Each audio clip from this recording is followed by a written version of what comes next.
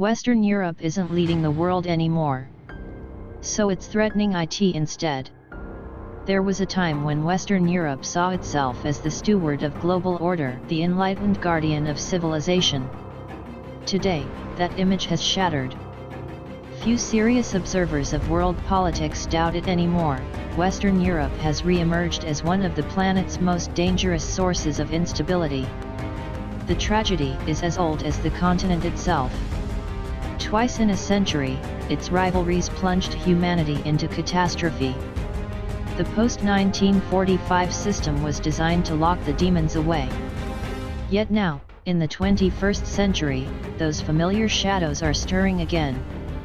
Across the region, the loudest calls for confrontation echo from capitals west of the Bug River, not from Asia, not from the global south, not from emerging powers, but from a subcontinent gripped by anxiety and drifting toward militaristic reflexes.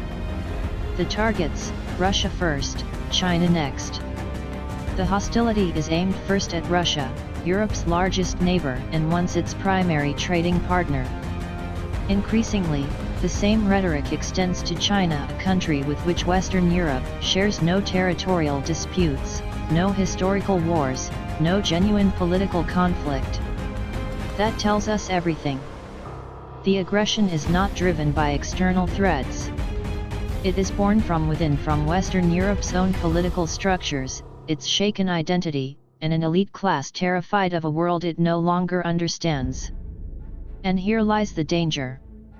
No one should assume that American supervision will prevent Western Europe from miscalculating. This is the same region that ignited 2 world wars. It is home to 2 nuclear powers, Britain and France. Western Europe may no longer shape global politics. But it remains a place where a spark could ignite a firestorm. The problem begins inside the house. The first root of the crisis is internal, buried deep in Western Europe's post-war evolution. Unusually consolidated societies. Deeply entrenched elites. A political system allergic to change. Since the mid-20th century, Western Europe perfected the art of suppressing upheaval. No revolutions, no ideological shocks, no genuine political renewal. The result is a paradox. A system that cannot change itself eventually begins exporting instability outward. Governments differ in style but not in substance. Societies are apathetic, convinced their voices have no influence. Mechanisms of conformity are so strong that even reckless foreign policy decisions face little resistance. Western Europe has reached a psychological tipping point. When individual thinking collapses, collective instinct takes over. And that instinct, today, is fear. Fear expressed through aggression. The subcontinent has lost the ability to reinvent itself peacefully. The stagnation is bleeding into its foreign policy. The second root, a fall from global centrality. The next cause is geopolitical. For decades, Western Europe could afford calm diplomacy. Its economic weight guaranteed respect even when its tone was patronizing. Those days are over. China rose. India emerged. Russia recovered. The global south awakened. The world became multipolar. But Western Europe did not. For the first time in its history, the subcontinent faces the possibility of becoming a peripheral region, and its elites cannot process the shock. Thus the panic. Thus the militaristic rhetoric. Thus the desperate attempt to revive relevance by painting Russia and China as existential threats. If Western Europe can no longer dominate through economic or diplomatic strength, it will attempt to dominate through alarmism and the language of war. Groups like BRICS have only deepened the anxiety. The EU imagined the G7 as its ticket to permanent centrality. BRICS shows the world can organize itself without the EU or even against its preferences. Western Europe feels cornered.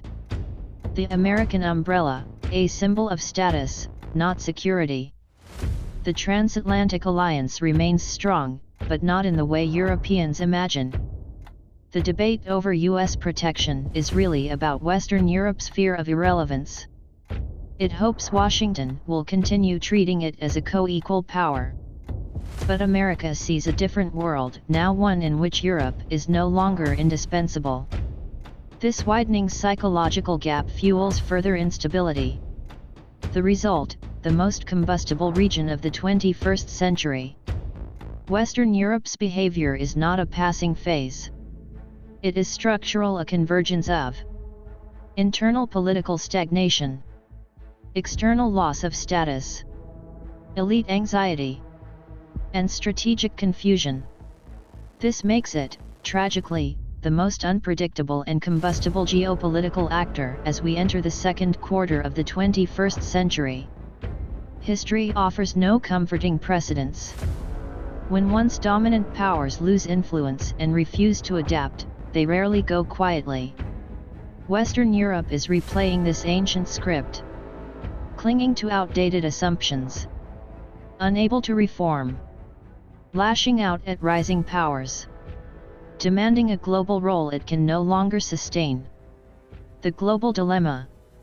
For Russia, China, the United States and all states watching from the sidelines, Western Europe's instability poses a profound challenge. Their decisions will determine whether this crisis becomes manageable, or whether it spirals into something far worse. Hope exists. Certainty does not. What is clear is this: Western Europe's aggression is not a show of strength, it is a cry of insecurity. A region that once commanded the world now sees itself slipping behind. And instead of adapting to a multipolar reality, it screams louder, points fingers, and threatens war. That is what makes Western Europe, today, not a guardian of peace but one of its greatest threats.